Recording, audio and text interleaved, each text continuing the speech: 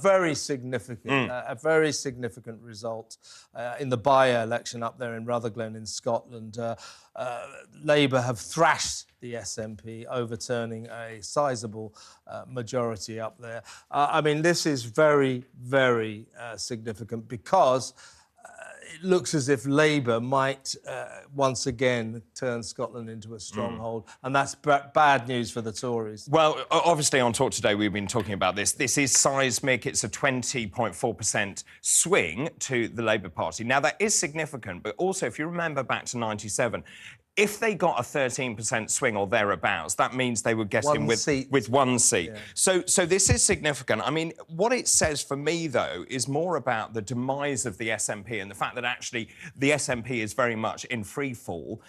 At the same time, Alba, I didn't even know that the Alba Party had 2 members of Parliament. So that just shows, and I was interviewing a chap from the Alba Party this morning, and they were saying, oh, well, people really want independence in Scotland. No, they don't. I don't think they do. I absolutely agree with you. It's always been a bit of a myth, as far as I'm concerned.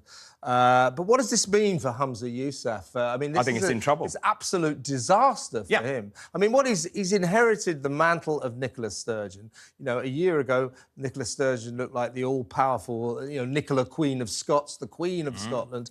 Now her reputation is in tatters for obvious reasons. He is very much her candidate, and that's why he's suffering. Right, so he's the continuity candidate, and I think that is going against him. And people looked at Nicola Sturgeon, and what she achieved was extraordinary in terms of the polarity and saying, look, an independent Scotland will be amazing. But actually, when you look at people in Scotland and their lives in general, they're poorer, their crime is up, their hospitals aren't well run and so on. And I think people now really understand what the SNP would do to an independent Scotland. Also, how are they going to fund it? Yeah, I mean, the SNP reign over Scotland has been an unmitigated disaster. I mean, they're at the top of Europe's drug death charts again, which they used to be there. They sorted that out, and now they're back up there. Everything that happened under the SNP has been pretty catastrophic. Well, it has, and also then you have to say to yourself, well, come the general election, are people voting positively for Labour? I don't think they are. I think this was about sending a message in Scotland.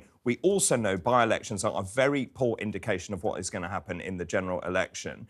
But what I want to see is positive policies. I want people to say, yes, this is a bright future for a united kingdom. Remember, this is all about taking back control. It's just run by a bunch of muppets. Do you want to know what the secret of good journalism is, David?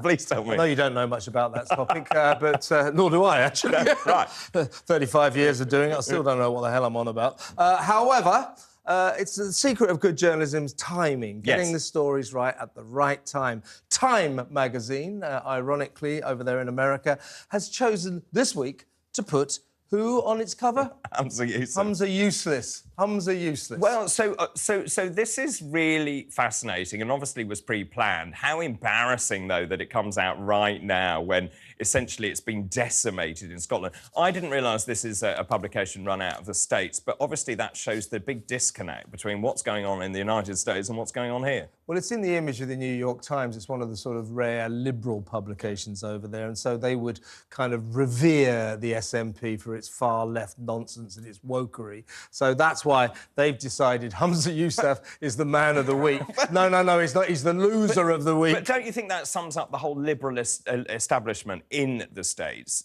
just interfering in what goes on in this great country? And I think the thing is, actually, they've made themselves look ridiculous. Yeah, well, it's the same for the New York Times. The New York Times hates Britain so much, it just tells lies about us. You know, it literally recently ran an article saying that Brits are so hard up, we're all living on boiled mutton and potatoes. You're not.